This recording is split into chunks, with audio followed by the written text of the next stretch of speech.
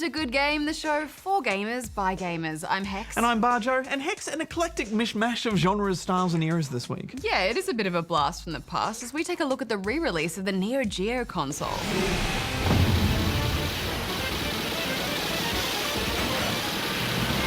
Also, the exciting edge-of-your-seat action of an immigration officer in an Eastern Bloc country in Papers, Please. Yes, a dystopian document thriller is what it's calling itself.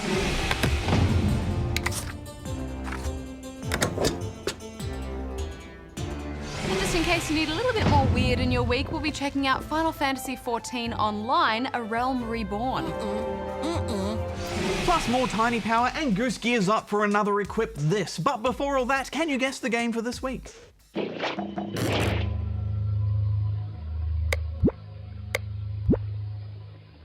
Non-stop action. Time for the news, Hex. Good game. A League of Legends player known as Civ HD has raised over $100,000 for charity in a single gaming session. Civ's original goal was to live stream himself playing League of Legends until he raised $50,000 in donations. However, after achieving that goal quite quickly, he promised to continue playing until he reached the higher target of $100,000, or until he couldn't stay awake any longer. I'm gonna raise a ridiculous amount of money for Save the Children. After 12 hours of play, Civ reached $106,000, which will go to help children in need. Sony has announced a new slimmer version of their PlayStation Vita Portable, as well as a new device called the PS Vita TV. PS Vita TV is a micro console equipped with a PS Vita card slot to allow for Vita games to be played on a TV. The device will also allow for digital PSP and PS1 games to be played, as well as the streaming of PS4 games to other televisions in the house. No release outside of Japan has yet been announced.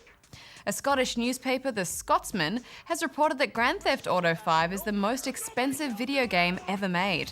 The report puts the game's development and marketing budget at just under $290 million. Star Wars: The Old Republic previously held the distinction with a reported budget of $200 million.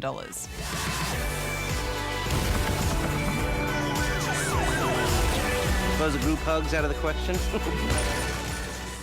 And finally, a book of video game art is being compiled by over 100 artists working in the industry to raise money for the cancer treatment of artist Kevin Griffith, who works at Blizzard. Griffith, who was an artist on Diablo 3, was last year diagnosed with alveolar soft part sarcoma, a rare, aggressive form of cancer. The book will feature art from some of his favourite games, including Super Metroid and Final Fantasy.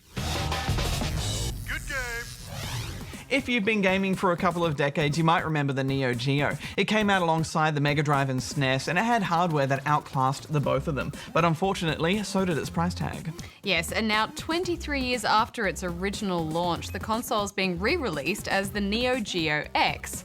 It's an odd move, really. I mean, maybe they're just trying to get the jump on the next generation with last generation hardware. Yeah, I think this is purely a nostalgia hit device. The case looks like the original console, as you can see, and you can output it to your television, but here's the trick. You can open it up, and suddenly it's a handheld.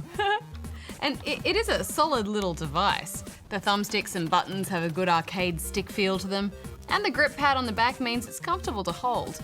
But there are some odd quirks. It's like, why does it have a widescreen when all of the games are 4:3? Yeah, that is strange. I guess it's easier nowadays to source widescreen screens than 4:3. And at least you can stretch the image out to fill the whole screen. I agree the thumbstick works well though, especially for pulling off tricky moves in fighters. But the operating system is really clunky. The menus look terrible, and why does the game freeze for a second every time you change the volume? Huh? Back in the day, the console's main selling point was that the hardware was exactly the same to those powerful arcade machines. You played on these beefy joysticks, and the games were identical to the arcade down to the last pixel.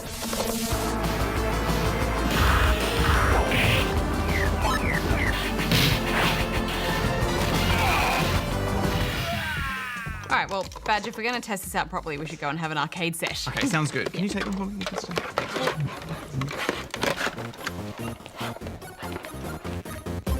Here comes a challenger. Do you like my hair? You have great hair. I'm very tall. Oh, it's fast. I almost have Delson arms, don't I?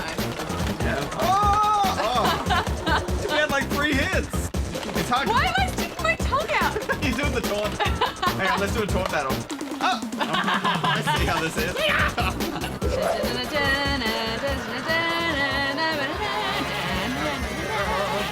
Oh, just keep going. Just keep going. Oh, we got the car. I miss those explosions where it's like 30,000 little explosions in time. Oh no, deadly football squid. Oh, look at this guy's squid face. Take that. I think we're in some kind of post-apocalyptia. Whoa! What's that? Who's this guy? With his crazy arms. Oh! Cannonball. Cannonball! Well, I think the best thing about this console is that quick fix multiplayer. It's great that you can jump into pretty much any game with a friend. Of course, that's assuming you've bought a second arcade stick, which we had trouble finding, and it adds to the cost. Speaking of the arcade stick, it's pretty noisy. I don't know if I could handle listening to that for a long gaming session. I like the noise. I think it's authentic. And it adds to the nostalgia. Playing something like Metal Slug, even 20 years later, is still good fun. Thank you. Machine gun. There's just so much personality in those old animations. Sadly, most of the games don't hold up well at all. Hey, let's bow.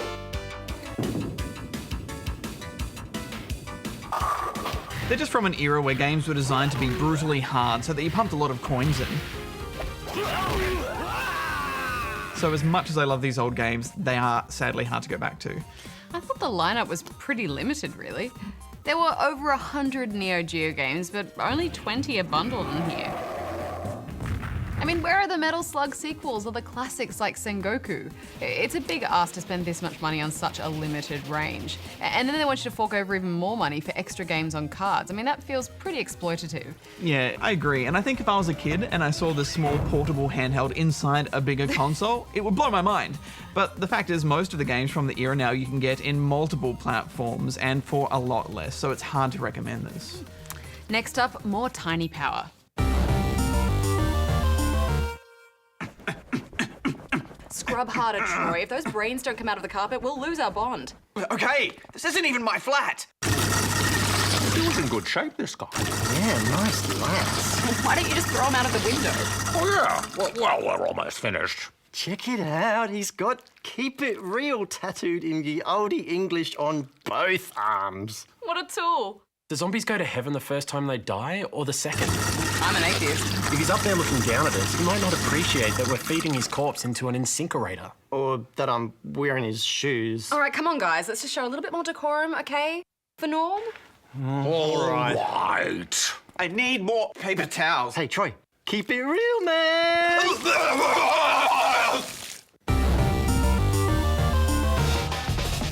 Good game. More Tiny Power next week. You're a poor, starving resident of the fictional Eastern European nation of Arstotzka, but things are looking up for you and your family as you've just won the Labour Lottery. Congratulations. Your reward, a job as a border checkpoint officer.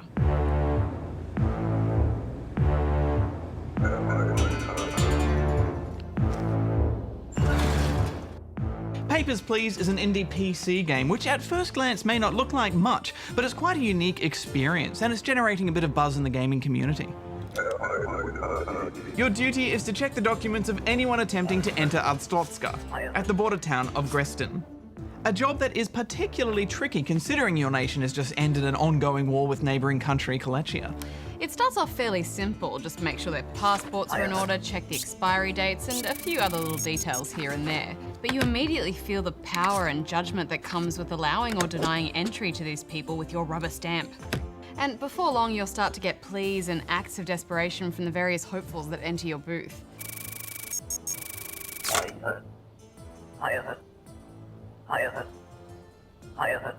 And suddenly you'll start facing some very serious moral dilemmas.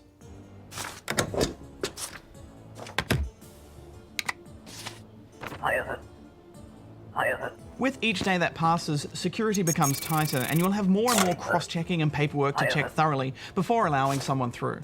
Yes, and making a mistake or purposefully overlooking someone's dodgy documents just because you take pity on them isn't without consequence. You get 2 warnings for processing errors before your pay starts to get docked for each mistake. Most of your wage goes to rent. Anything left over is required to feed your family and pay for their medicine. Because if you can't afford heating, they get sick. The more people you process in a day, the more you earn. But if you try and rush through it, then you'll inevitably miss something and get an infringement.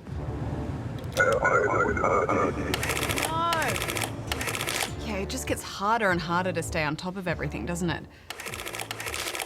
You do develop a bit of a methodical workflow, and you can upgrade your booth to streamline the whole process, but it's still just so easy to make a mistake. It's full on. Yeah, I quite like that though. Once I had my method down, I really wanted to do a good job, and not just because of the game implications, but because it's quite cathartic completing your own personal checklist. Citizens who are there to work need a work permit, residents need an ID card, visitors and immigrants need their own specific paperwork, and everything needs to have correct corresponding dates and city of issue from their respective countries.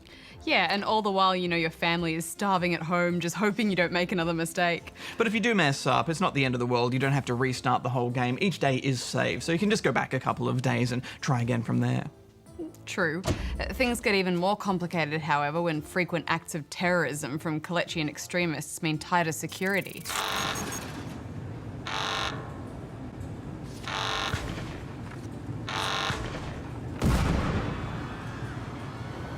So then you have to start requesting body scans from all Kalechians to try and find concealed weapons. You need to ask everyone questions about how long they're staying and then cross-check it with their forms. I found myself getting so frustrated when I thought I'd been really thorough and I'd stamped that passport to let the person through, only to see that stupid infringement notice come through a moment later telling me I'd forgotten to check the issuing city or I'd got some tiny insignificant detail wrong. Ugh. Then, of course, I couldn't pay my rent or my family would die and it would be game over. There were multiple expletives. Yes, I think this game is meant to be played in short bursts. I think if you had a long session, it would get a bit monotonous, but that is kind of the point. It's meant to feel like work, so those moments that break the monotony are more impactful. Things get quite interesting when you get involved with the revolutionist movement. After all the oppression and disregard you've received from your superiors, the power balance shifts quite a lot when you have that element of espionage in there. Yeah, it makes you feel more than just a pawn for the government. Deciphering codes and defusing bombs is a nice change of pace, and I like that it never lets you get comfortable. I think they've got that balance of difficulty, that ebb and flow, down to a fine art. For me, it was the moral decisions that really drew me, and I think the most intense one was that woman who slipped me a note saying that she was terrified of a man who she was certain was going to force her to work in a brothel and begged me not to let him through. Sure enough, a few immigrants later and he popped up. And of course all his paperwork was in order, so you're left with a decision. Deny this man entry to the country based on a note you've received from a stranger, or let him through. Yeah, it's tough, isn't it? Especially as I've got a starving family at home and I cannot afford that fine. And this is really what the core of this game is about. It's really what it is about, those decisions and talking about the choices you made with other people. And I love that it turns you into a bit of a storyteller later. Yeah, I agree with that, especially since, you know, in our own country, we're dealing with our own set of moral issues surrounding the ideas of asylum and immigration. And I think it is great when a game gets people talking, but I just think we can't forget that at its core, this is a paperwork sim. I mean, you're literally checking paperwork.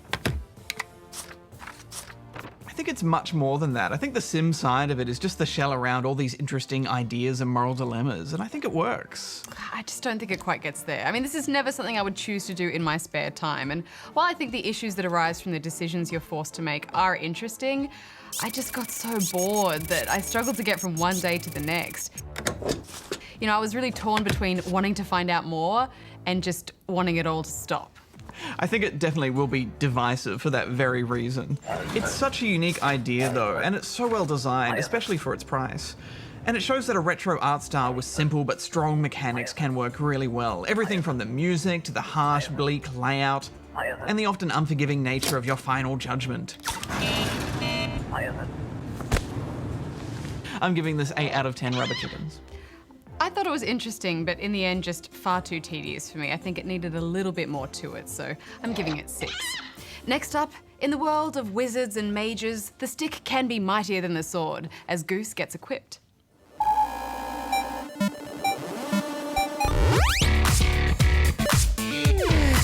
The staff, a large rod or stick infused with magical properties, often bejeweled with lavish gems and ornaments, and wielded by mages, magicians, sorcerers, and shamans. When selecting a weapon to fight off an army of armoured up opponents or mythical monsters, there's never been a shortage of all things sharp and stabby. But if swords aren't your thing and you prefer to fight with brains over brawn, then you're probably more comfortable wielding the traditional weapon of the wizards, the staff. Often one of the three choices in the usual lineup of fantasy starting weapons, the staff is more than just a magical walking stick. It's essentially a giant wand that can serve as both a powerful conductor of mana or as a regular melee weapon once the charm has worn off. But as we all know, the real power of the staff stems from its inexplicable ability to channel magic into a whole range of sparkly looking abilities. Fantasy games have always revelled in the freedom afforded by this enchanting weapon, using it to summon spirits, fire projectiles, and create devastating AoEs. But the staff can just as easily provide assistance, creating protective shields or even heal downed allies from afar. Keeping a distance serves as a common tactic for many a squishy staff bearer, who usually prefers the feel of fabulous robes than any sort of practical armour, and this same lack of logic can apply to the design of these supernatural sticks. There's your twisty branch staff, a classic look for your environmentally friendly caster, or if you prefer something a little more ceremonial, there's usually some type of garish rod covered in gold and jewels that says, hey, I may be back here buffing up the rest of the team, but there's no reason I can't look fabulous while I do it. Whatever staff you do decide to equip, you can be sure you've selected an intelligent weapon. Without the need for any of that messy sword play or fiddly reloading, the staff is a weapon worth sticking with.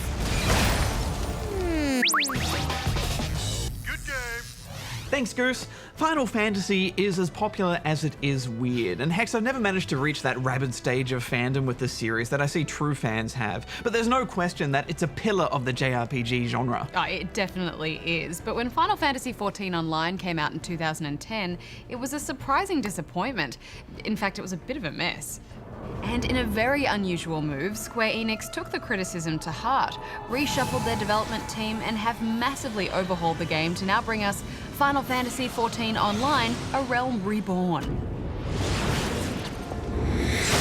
After a rough launch, it's now available on PC and PS3. And the platforms cross over, which is so rare for an MMO and kind of incredible.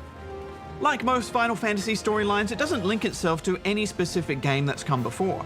It's also quite strange, full of humorous characters and weird crystals. However, the world itself will still feel familiar with its enemies, music, spells, and combat. And of course, chocobos. The first thing you notice is how creepy the cutscenes are.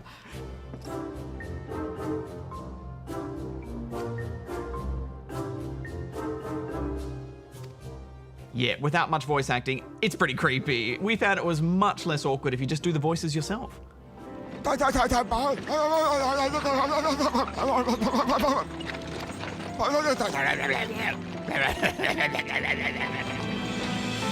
mean, they're not all silent, but it is a bit bizarre to see their mouths just gaping like that. Yeah, in fact, I think the best way to describe this game in general is inconsistent.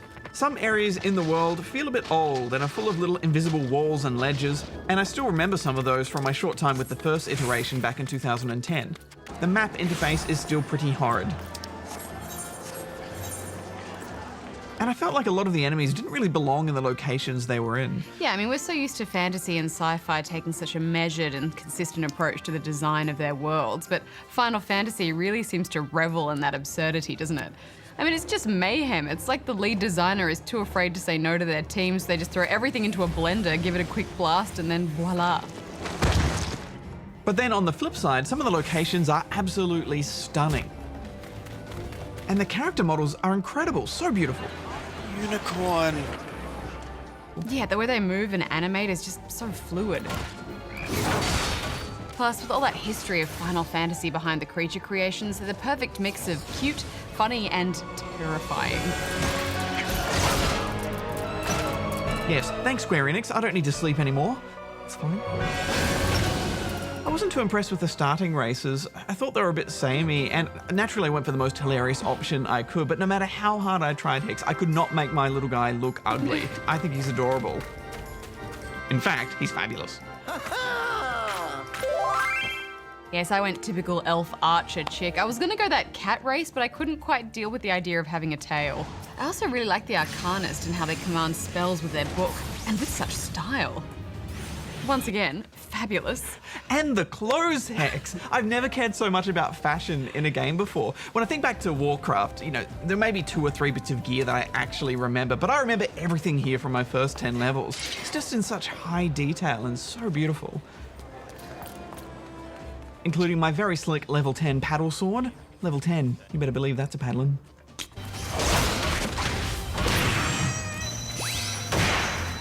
There's also a multi-class system. You gain the ability to unlock new classes or jobs. You can pick and choose as you like. There's no limit to the amount of roles you can have. You can just rock up at that guild and sign on the dotted line. Interestingly, your level is attached to each job. This means that if you're, say, a level 30 Arcanist and you want to become a Marauder, you drop back down to level 1, stats and all. You then start completing lower level guild quests to level up that job, and the deeper you get into this game, the more flexible your class gets.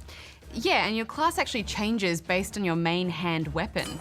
As an example, if you swap in a hammer, then you'll switch to your blacksmithing class. You then have to equip appropriate gear for that class. Once you've adopted a few roles, the armor inventory can become a bit overwhelming as you juggle hats and shoes and pants for each of the classes you're pursuing. You can create clothing sets to alleviate some of the clutter, but yeah, it's still pretty messy. I like that there are so many options for the way you want to play your character, but I still think other MMOs such as Rift did that whole multi-class thing a bit better and much clearer. Well, let's talk about the combat. For me, it feels quite similar to Final Fantasy XII's battle system, which was about selecting your enemies in an open world and attacking them. The fights themselves in 12 felt like an MMO of sorts anyway. Most of your fights will be slow-paced, one-on-one. That's until you reach the instance dungeons. And this is where the combat really shines, and in true MMO style where the classes become really important. It might just be personal taste, but I really didn't enjoy the combat. It's just so slow-paced and measured, and I like it to be a bit more frantic.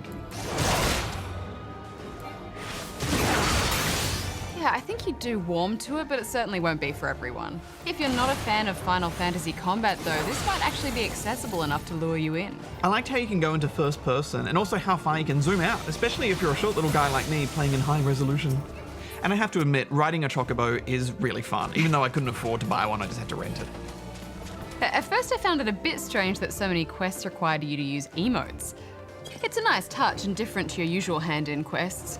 Quests in general are a bit weird, but in a good way. The design is mostly solid and you'll rarely get stuck waiting for objectives to spawn. I found that for the most part, they were pretty good at trailing you along to the next area compatible with your level too. Yeah, I still got lost once or twice though and ended up having to backtrack, especially when there was a quest related to in the city. That city is a nightmare to navigate. It's all just so samey. Oh, that map is so horrid. But it's out in the open world where this game really shines. And one thing I like most about this game, besides how fabulous I look, is just how big this open world feels. Once again, it's helped because my guy is so tiny, but I felt like this was a nice big open world with lots of adventure ahead of me, and that's not an easy thing to achieve. Yeah, after that boxy feel of Neverwinter, it's nice to have something off in the distance to really strive for. Another thing they've nailed is the controller support. Menus are fast, responsive, and easy to set up. It's near perfect, and I think that's a first for an MMO. You can play this game entirely with a controller on PC. And I prefer to play it that way. This is of course due to the game being on PS3 as well, and I'll start by saying that it's fantastic that console players have a really fleshed out MMO to jump into, and I'll finish by saying that on console it's not the prettiest looking game out there. The textures are low res, the draw distance is short, the lighting is flat, and even after all that it's super framey. I mean, it's not unplayable, but it's not pleasant either. Is it backwards day, Hex? Because normally I'm the one complaining about frame rates and textures and draw distance. I think we spend too much time together. But yeah, we're just so spoilt with, how beautiful these games look on PC. Yeah, visually it's about what I expected it to be, and I think that's just to cater for all the extra models that may need to render when there's a lot of online people in one section. One thing that did frustrate me was the lag. You don't really notice it in general combat, but whenever there's an AoE thing to dodge, you have to move so far out of the way of that AoE or it hits you, and it just felt unfair. So it's either lag or bad design. Oh, I was ages away from that. All in all, I have a lot of respect for this MMO though. There are some unique aspects to it. The cross-platform play, the controller support, the character models, that and the fact that so much attention to detail has been paid to the story.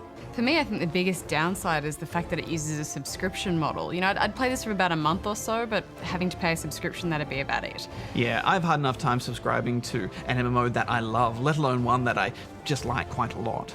I also thought it didn't really encourage you to play with friends, not in the way that Neverwinter or Guild Wars 2 did, even with those Fate events. All in all, though, from where this game was to where it is now, I think they've actually done a pretty incredible job rebuilding it, so I think it's worth 8 out of 10 rubber chickens. I'm giving it 7 out of 10. Good game. So did you guess the game for this week? It was the Republia Times from 2012.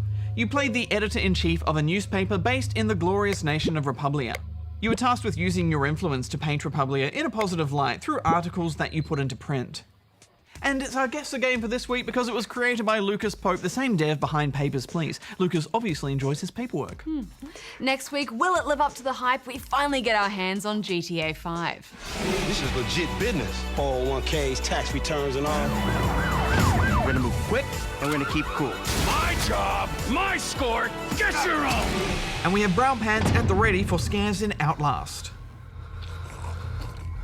Over on Spawn Point, our show for younger gamers by gamers on ABC3 this weekend, we'll take a look at a new Wii U game that's generating a lot of buzz, The Wonderful 101.